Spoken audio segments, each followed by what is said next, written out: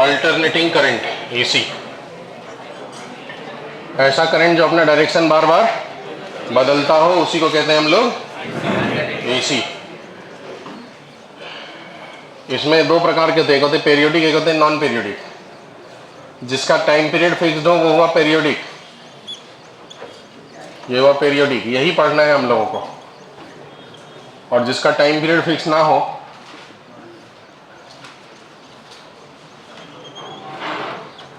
ऐसा डायरेक्शन तो बदल रहा है लेकिन टाइम पीरियड फिक्स नहीं है, ये कैसा हुआ? Non periodic. और अगर ऐसा करंट जिसका डायरेक्शन नहीं बदल रहा है,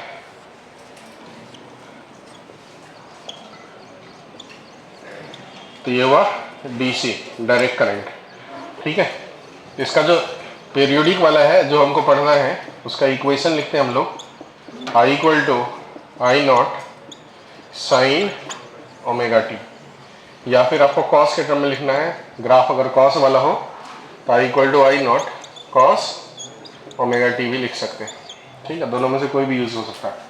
तो वोल्टेज का जो वैल्यू होगी, वोल्टेज होगा current into resistance, current into resistance मतलब I not into R into sine omega T. तो वोल्टेज का इक्वेशन भी यूज कर सकते हैं, इसको वी नॉट कह सकते हैं, v equal to v not sine omega t. अब करंट और वोल्टेज में अगर मान लो कि फेज वगैरह का डिफरेंस है तो कुछ लिख दिया यहाँ पर फाइव। एसएचएम तो पढ़े हैं आप सब, तो थोड़ा बहुत याद होगा। ये वाला जो टर्म आ रहा है यह है इंस्टेंटेनियस वैल्यू, किसी भी टाइम पे जो वैल्यू होती है इंस्टेंटेनियस वैल्यू। ये जो टाइम है इसे कहते हैं peak value, maximum value, maximum value या फिर पीक वैल्यू, या फिर आप समझो, ठीक है, वर्चुअल भी कह सकते हैं। ये वाला जो एंगल है, ये जो है ये सामने में, ये एंगल की जगह पे है। इस पूरा को कलेक्टेड हम लोग कह सकते हैं एंगल, या फिर वर्ड यूज होता है फेज। ठीक है, क्या वर्ड यूज होता है? फेज। एंगल को ही फेज कहते हैं सोफिस्टिकेटेड भाषा में, जहां पर टी का मतलब है टाइम, ओमेगा का मतलब एंगुलर स्पीड। तो जो टी है इसका मतलब हुआ टाइम, और ये ओमेगा हुआ एंगुलर स्पीड, या फिर आप उसी को एंगुलर फ्रीक्वेंसी कह सकते हैं, एंगुलर फ्रीक्वेंसी, जिसके लिए आप ऑलरेडी पहले से पढ़े हैं, omega equal to formula 2 pi by T या फिर 2 पाई एफ। ठीक है, और ये जो फाई है, जब टाइम की वैल्यू 0 रख देंगे तो ये टर्म 0 हो जाएगा, तो फिर थीटा की जगह फाई बच जाएगा, तो इसलिए कहते हैं इसे इनिशियल फेज, इनिशियल फेज। चलिए इतनी बातें तो लिखते हैं एसी के बारे में। अब थोड़ा मैं स्पीड बढ़ाऊंगा तो आप सब थोड़ा जल्दी जल्दी लिखने का प्रयास करना। AC not gives the effect of electrolysis, AC not give the effect of electrolysis, AC not give the effect of electrolysis because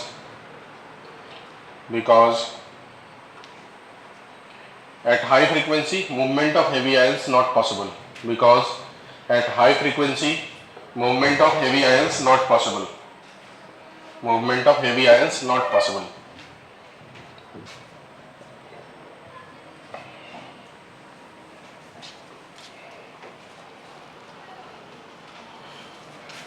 चलो लिखो नेक्स्ट, एवरेज, टॉपिक का नाम average, average value of current and voltage, average value of current and voltage.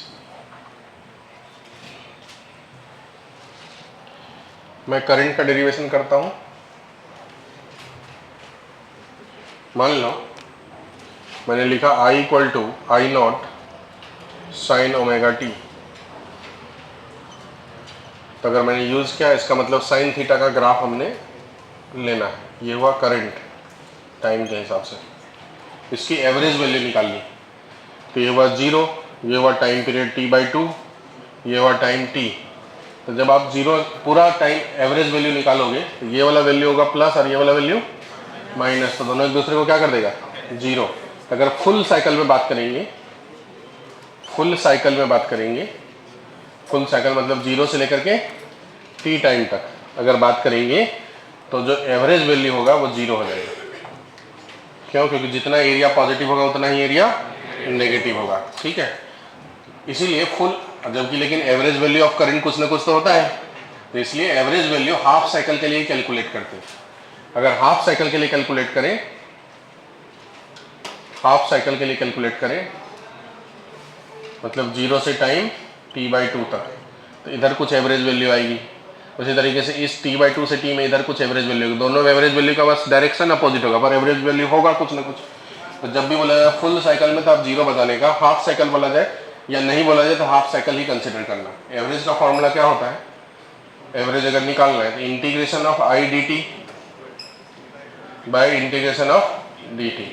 Half cycle के लिए करना मतलब zero से t/2, zero से t/2, तो यहाँ से dt का t हो जाएगा, तो t/2 तो 2 ऊपर लिख देंगे, इसे 2/t integration of 0 to t/2 i dt, ठीक है। अब इसे इंटीग्रेट करते हैं, तो जब इंटीग्रेट करेंगे तो देखो I average equal to 2/t।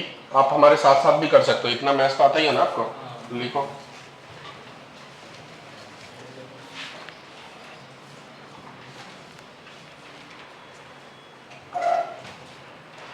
Integration of I की जगह I not sine omega t d t, ये हो जाएगा 2/t, आई नॉट बाहर आ जाएगा, integration of sine omega t d t from 0 to t/2, 0 to t/2, तो 2i0/t, साइन थीटा का इंटीग्रेशन होता है minus cos theta, minus cos omega T, और कोएफिशिएंट से डिवाइड करते मतलब divide by omega, 0 to t/2। फिर माइनस और ओमेगा दोनों को बाहर ले लेता हूँ, जगह minus 2i0/t into omega into cos omega T from 0 to t/2, तो माइनस 2i0/t, ओमेगा का मतलब 2π/t, cos 2π/t into t/2 minus cos 0। इसे सॉल्व करेंगे, ये 2 और 2 कैंसिल होगा, t और t कैंसिल हो जाएगा, माइनस i0/π, ये t और t कैंसिल हो गया, 2 और 2 कैंसिल हो गया, कॉस 180 हो गया, minus cos 0, minus i0/π, cos 180 minus 1, cos 0 1, तो माइनस 2, तो ये हो गया 2i0/π। तो हाफ साइकिल के लिए जो एवरेज वैल्यू आया वो आया फॉर फुल साइकिल, मतलब जीरो से लेकर के टी टाइम तक, I average zero, V average भी जीरो, फॉर हाफ साइकिल मतलब जीरो से लेकर के t/2 टाइम तक, आई एवरेज का फॉर्मूला आ गया 2i0/π। सिमिलरली वी एवरेज का फॉर्मूला हो जाएगा 2v0/π।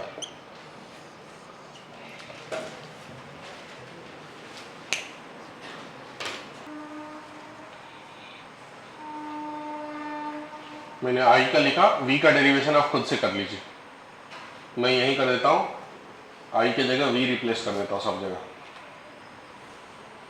वी एवरेज का डेरिवेशन भी खुद से कर लें, मैं कर दूँ इसी में, वी एवरेज ऐसा, देखो कितना आसानी से हो जाता है।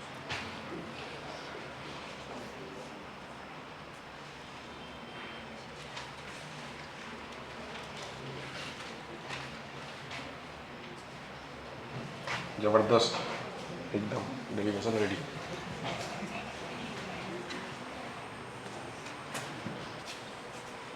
हो गया। अब एक चीज देखो सभी बंदो, ये ऊपर में v इंटू टी, मतलब समझो उसका इंटीग्रेशन है, तो एरिया हो गया क्या ये, और नीचे में ये टाइम हो गया, मतलब average value area by time हो सकता है। एवरेज का फॉर्मूला भी आप लिख सकते हो, एरिया अंडर ग्राफ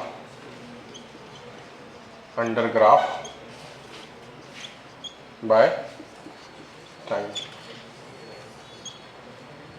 ठीक है, जैसे इस वाले साइन थीटा का ये वाला जो एरिया है,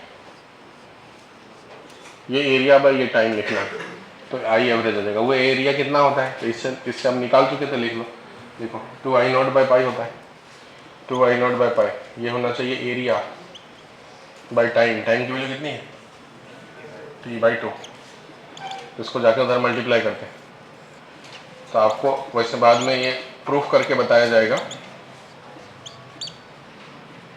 2 कैंसिल हो गया, I0 इंटू T/पाई, ठीक है। साइन थीटा का जो ये एरिया होता है, ये एरिया होता है I0 इंटू T/पाई।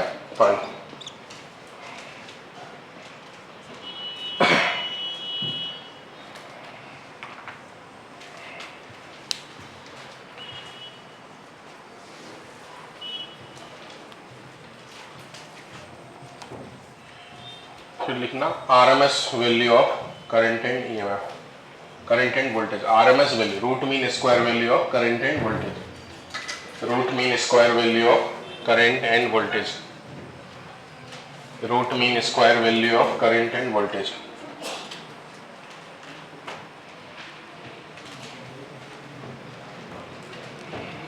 RMS वैल्यू,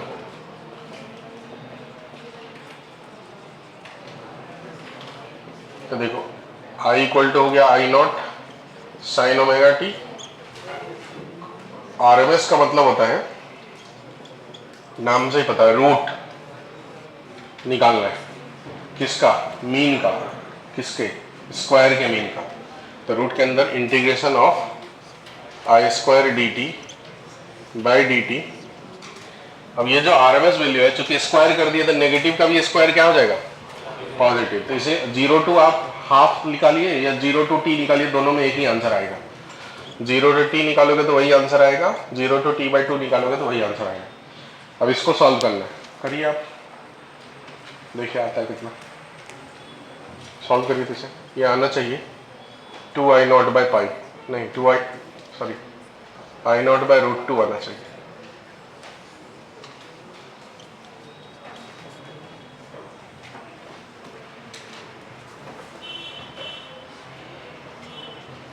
करो solve. Root integration of I0² sine square theta omega T dt by dt का t from 0 to t,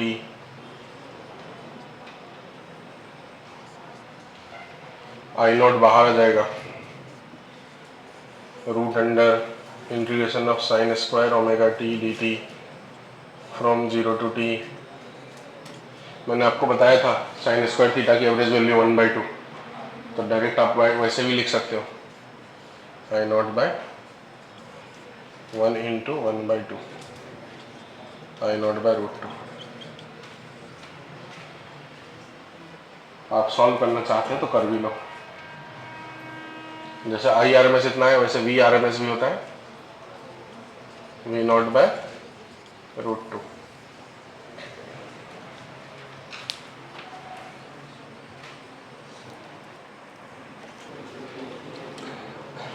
It is the ratio of RMS value and average value. It is the ratio of RMS value and average value. Ratio of RMS value and average value.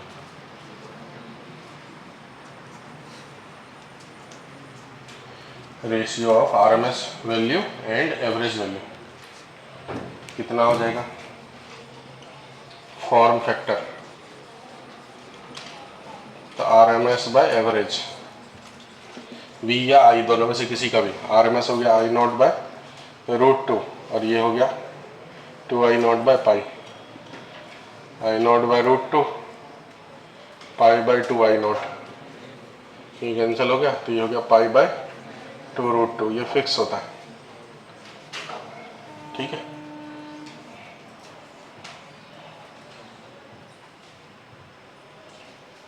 इसको solve करेंगे तो almost 1.1 आता है।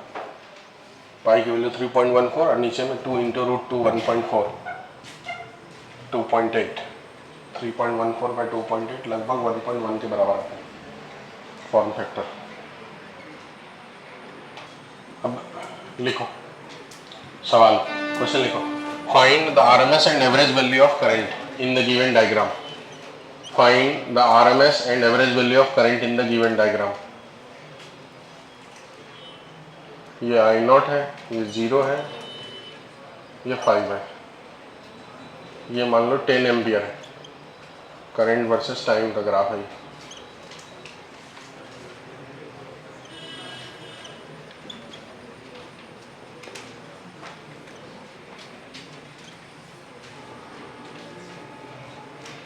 0 5 ampere 4 8 ऐसा graph बना हुआ है। RMS and average value.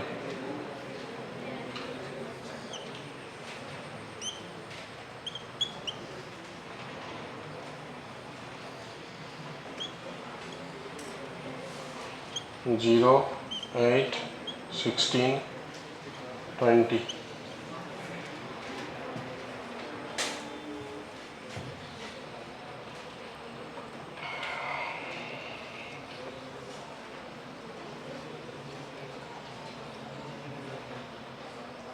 +8 -8 5 10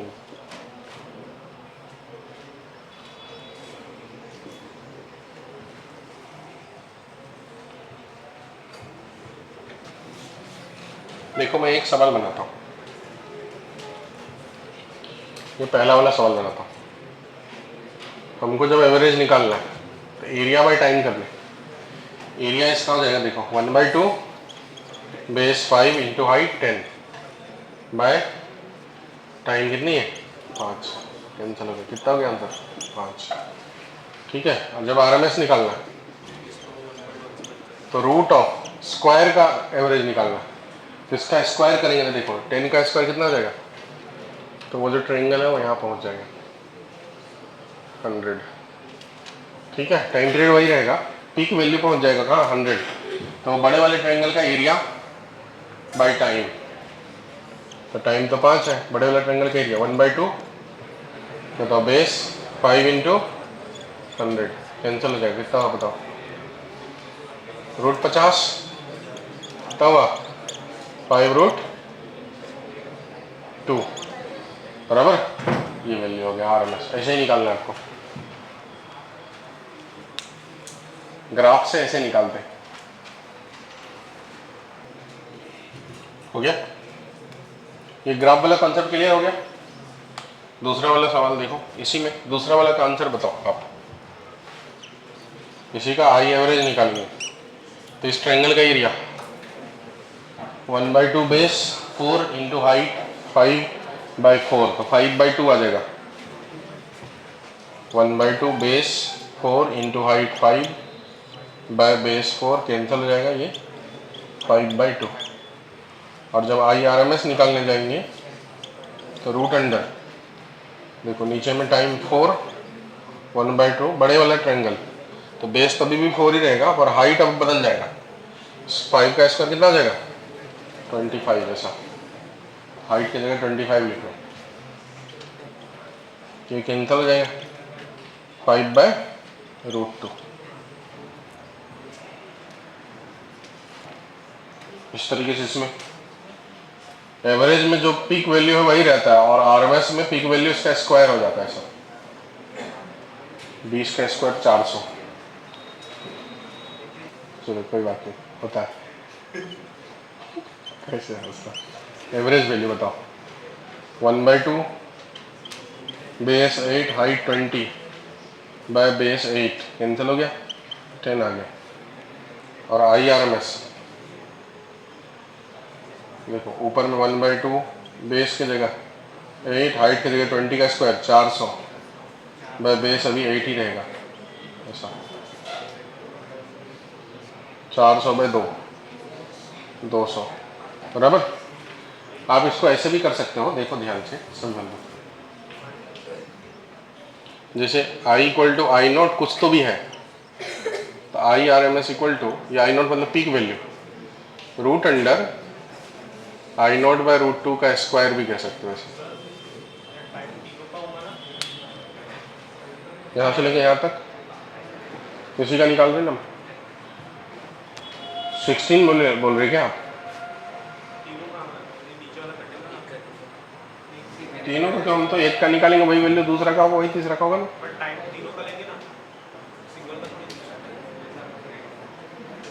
यहाँ पर टाइम ये बोल रहे हैं 8। अभी तो बताया था मैंने आपको कि 0 टू हाफ में भी कर सकते हैं, 0 टू टी में भी कर सकते हैं, आरएमएस जब निकालने जाते हैं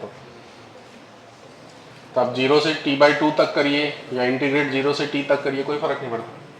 तो जब आप दोनों ये पूरा टाइम लेंगे तो इसका एरिया लेना पड़ेगा ना, फिर इसका भी स्क्वायर कर दो, एक और ट्रायंगल यहाँ बनेगा बड़ा सा, इसका भी एरिया लेना पड़ेगा। तो जैसे टाइम नीचे डबल होगा, एरिया भी तो डबल हो जाएगा। ठीक है, टाइम ट्रिपल करोगे तो एरिया भी ट्रिपल हो जाएगा, फिर तो कैंसिल ही होना है। तो मैं क्या बोल रहा था, मैं ये बोल रहा था कि डायरेक्ट देखो IRMS डायरेक्ट लिख सकते हैं। कैसे लिख सकते हैं?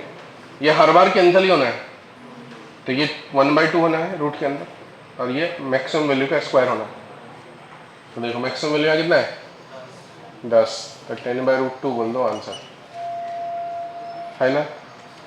या मैक्सिमम वैल्यू कितना है तो 5/√2 बोल दो आंसर। या मैक्सिमम वैल्यू कितनी है तो 20/√2 बोल दो आंसर, 10√2 बराबर। ऐसे भी RMS डायरेक्ट निकाल सकते हैं, लिख लें।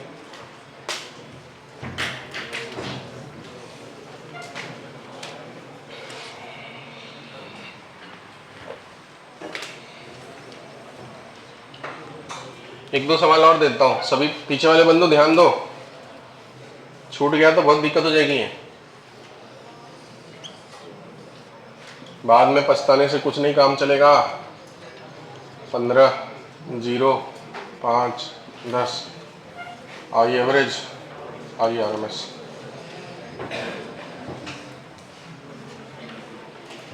इसका आंसर आया सबको?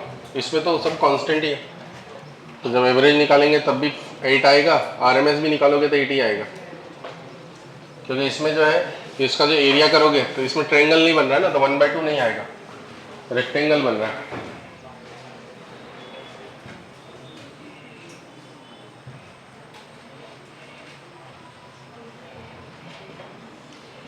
पाँच 1/2, 5 × 15, 15/2, रूट 1/2, 5 × 15 का स्क्वायर, 15/√2। यहाँ एवरेज की बात करेंगे तो 5 × 8/5, इसकी बात करेंगे तो रूट अंडर 5 × 8 का square 64/5।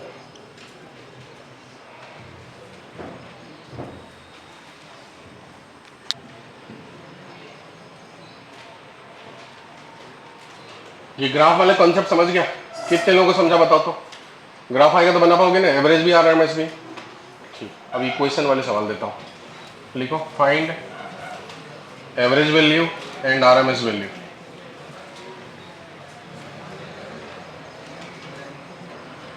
Find average value and RMS value.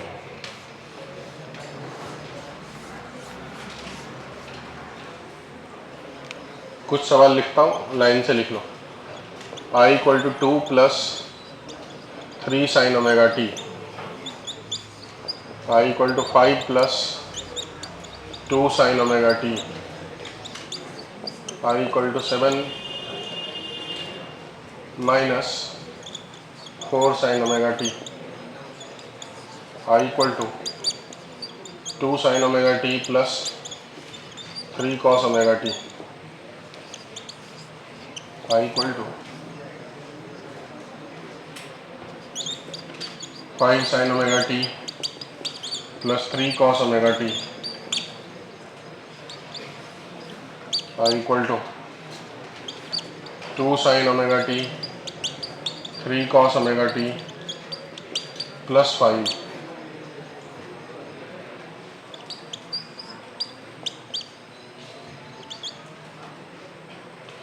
3 plus 2 sine omega T plus 5 sine omega T, sine नहीं कॉस, साइन रहेगा तो प्लस ही हो जाएगा साथ में। सवाल लिख लो लाइन से। अब देखो मैं बनाता हूँ, जैसे पहला नंबर मैं बनाता हूँ। फर्स्ट नंबर में है i equal to 2 plus 3 sine omega T. इसका क्या मतलब हुआ? इसका मतलब हुआ ये ओरिजिन है टाइम के हिसाब से, ओरिजिन से दो ऊपर यही है, बराबर। अब वैसे कायदे से ये नीचे चला जाएगा क्योंकि इसकी मैक्सिमम वैल्यू कितनी है 3 ना, तो प्लस 3 ऊपर तक जाएगा मतलब 5 तक, और नीचे कहाँ आएगा -1 तक। ठीक है, अगर मुझे ग्राफ बनाना चाहिए तो उस प्रकार से। पर आप समझ गए ना? नहीं समझे होंगे, पता नहीं, बना ही देता हूँ। मैं एक काम करता हूँ, इसका डेटा ही बदल देता हूँ, दूसरा ही बना लेता हूँ मैं, ताकि प्रोसेस में कोई प्रॉब्लम आपको ना। ये 5, ये 2 है। इसका मतलब ये हुआ, ये ओरिजिन है, यहाँ से 5 ऊपर रेफरेंस लाइन शिफ्ट हो गई, और ज़्यादा से ज़्यादा 2 ऊपर जा सकता है, 2 नीचे आ सकता है, ऐसा ये हुआ ग्राफ। तो ये 7 हुआ, 5 प्लस 2, और ये 5 माइनस 2, 3 हुआ, 5 माइनस 2, बराबर। तो जब हमको ऐसे टाइप का इक्वेशन बेस्ड सवाल दे देगा और बोलेगा एवरेज वैल्यू, इसका मतलब होता है फुल साइकिल बोल रहा है। जब तक कि बोला ना जाए हाफ साइकिल, तब तक फुल साइकिल समझने का। क्या समझने का? बोला जाएगा हाफ साइकिल तो फिर हाफ साइकिल के हिसाब से बनाना है, नहीं तो फिर फुल साइकिल के हिसाब से बनाना है। तो फुल साइकिल के हिसाब से बनाएंगे तो ये एरिया प्लस और ये एरिया एक दूसरे को क्या करेगा, तो एवरेज वैल्यू यही रहेगी जो कांस्टेंट वैल्यू। तो जो एवरेज वैल्यू होगा यहाँ पर वो हो जाएगा 5 प्लस 0 मतलब 5। ठीक है, ये वो फुल साइकिल के लिए, फुल साइकिल बाय डिफॉल्ट यही समझना है अपन को। अगर कुछ सवाल में क्लियर नहीं किया जाए तो फुल साइकिल समझना, और अगर सवाल में क्लियर कर दिया जाए कि हाफ साइकिल के लिए बताओ, हाफ साइकिल के लिए बताओ, तो एवरेज वैल्यू 5 तो होगा ही, कांस्टेंट है। 2 साइन ओमेगा टी की एवरेज वैल्यू कितनी होगी, 2i0 बाई पाई, 2i0 मतलब 2 बाई पाई। ठीक है, एवरेज वैल्यू इतनी होगी हाफ साइकिल, मतलब इसकी एवरेज वैल्यू यहाँ कहीं आती। तो ये तो 5 तो है ही, प्लस इतना। ठीक है, 2 into 2 by pi. Half cycle के लिए बोला जाए तो ऐसा, पर हाफ साइकिल बोला नहीं जाता, बोला जाएगा तभी बनाने का, नहीं तो नहीं बनाने का। बाय डिफॉल्ट फुल साइकिल समझना, इफ बोला जाए तब ये करने का। ठीक है, अब आरएमएस वैल्यू निकालने आते हैं। तो जब हम आरएमएस निकालने आएंगे तो उसका कॉन्सेप्ट है सीधा सीधा रूट लगाने का। क्या लगाने का? रूट लगाने का।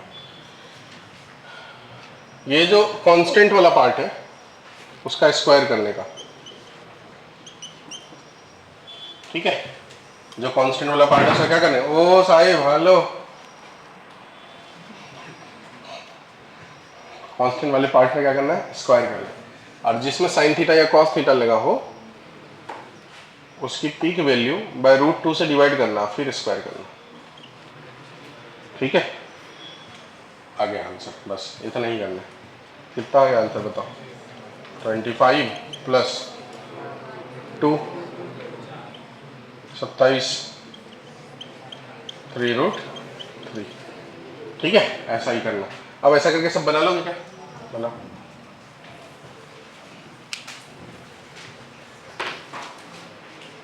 जैसे मैं ये आखिरी वाला बनाता हूँ,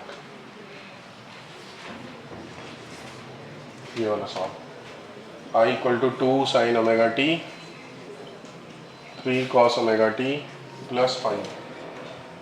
तो इसकी एवरेज वैल्यू, तो इसका 0 होगा, इसका 0 होगा, प्लस 5 हो जाएगा, मतलब 5। और जब आरएमएस निकालने जाएंगे तो रूट अंडर 2 बाय √2 का स्क्वायर, बातें नहीं करते, 3 बाय √2 का स्क्वायर प्लस 5 का स्क्वायर, 2 प्लस 9 बाई 2 प्लस 25,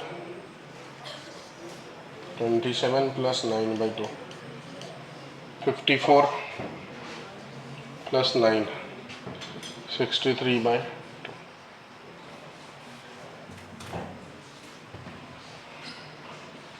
3√7/2